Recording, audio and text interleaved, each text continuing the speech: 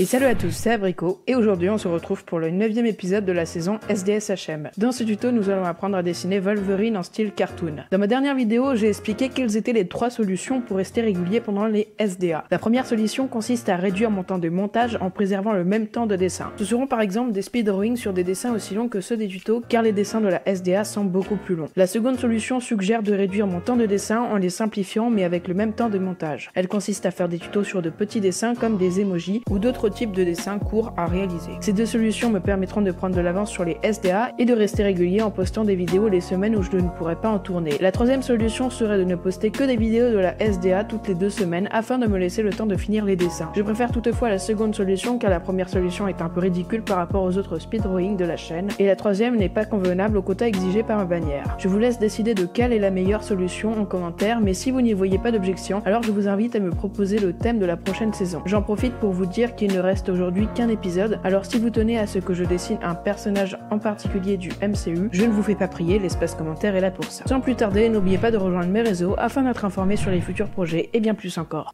C'est parti.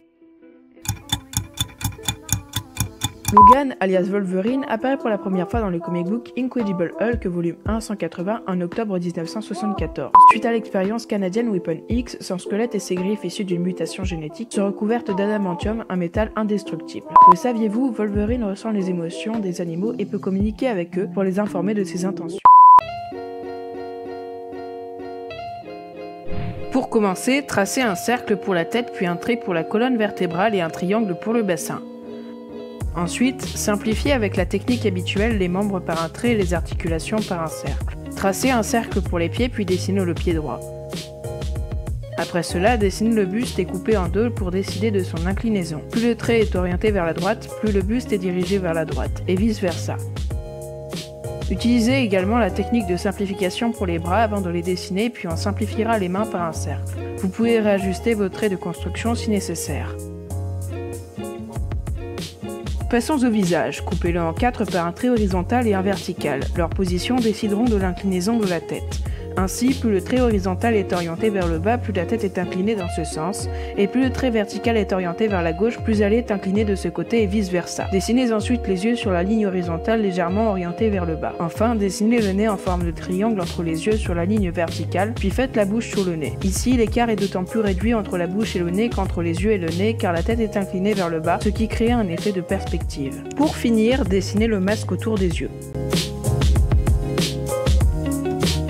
Passons aux muscles. Tout d'abord, dessinez les pectoraux puis les épaules. La construction des muscles en dessin est plutôt simple. En effet, ces derniers s'emboîtent les uns dans les autres et n'ont que des formes d'ovales ou de cercles. Pour les abdos, suivez la ligne verticale en traçant 3 cercles collés entre eux de chaque côté et de tailles égales. Passons aux mains. Coupez en 4 la main droite pour dessiner les doigts. Faites à droite un arc de cercle pour le pouce puis réduisez la taille de la main si celle-ci est disproportionnée. La taille de la main doit faire environ un tiers de celle de la tête. Faites ensuite 4 ondulations sur la main gauche pour la base des doigts puis faites un arc de cercle pour le pouce. Repassez sur votre trait avec un crayon plus gras pour faciliter l'ancrage. Ajoutez d'abord la barbe du personnage puis le costume.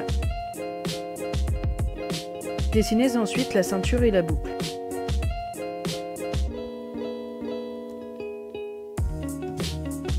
Pour finir, dessinez les griffes.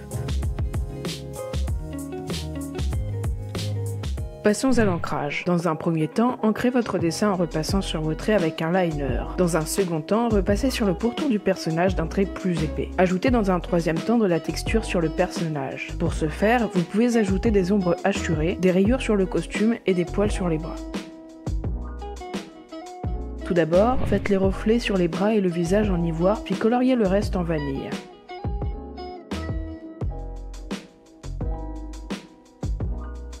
Faites ensuite les ombres profondes en corail, puis faites les ombres peu denses en vanille. Après cela, coloriez la barbe en cacao et faites les rayures en terre d'ombre. Remplissez l'entièreté du masque autour des yeux en gris glacé 5. Comblez ensuite de la même couleur les gants et le costume en laissant un espace blanc pour les reflets.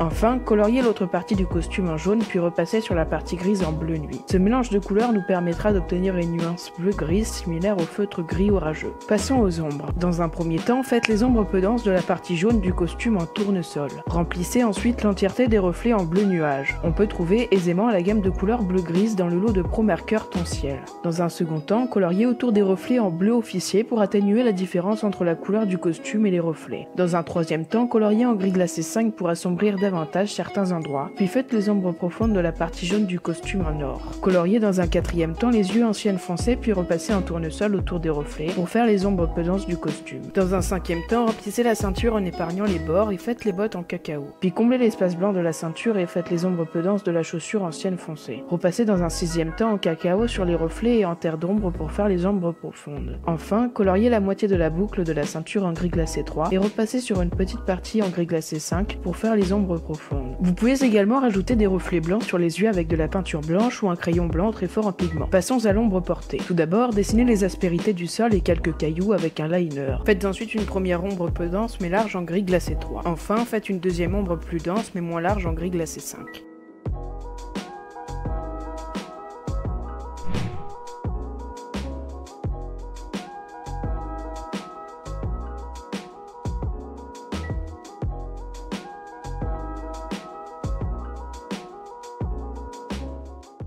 N'oubliez pas de voter en commentaire pour la meilleure solution. Vous pouvez également me donner un thème pour la prochaine saison. Sachez que ces solutions ont été mises en place pour la future saison SDA. En effet, je n'ai pas pris assez d'avance, ce qui compliquera la publication d'une vidéo SDA par semaine. Pour cela, j'ai décidé de mettre en place 3 solutions pour gagner du temps et m'avancer pour faire un stock afin de l'écouler les semaines où je ne pourrai pas en tourner. C'est pourquoi j'ai reporté la saison SDA qui était prévue pour la fin de cette saison à la fin de la prochaine. Sinon, la troisième solution consiste à faire la SDA à la fin de celle-ci et de publier une vidéo toutes les 2 semaines, car sachez qu'un dessin d'animal peut me prendre facilement 15 heures. Si vous n'avez toujours pas compris pourquoi j'ai mis en place ces solutions, n'hésitez pas à me poser des questions en commentaire. Sur ce, c'est la fin de la vidéo. Merci à tous d'avoir regardé et on se retrouve la semaine prochaine pour un nouvel épisode et sans doute le dernier. A plus.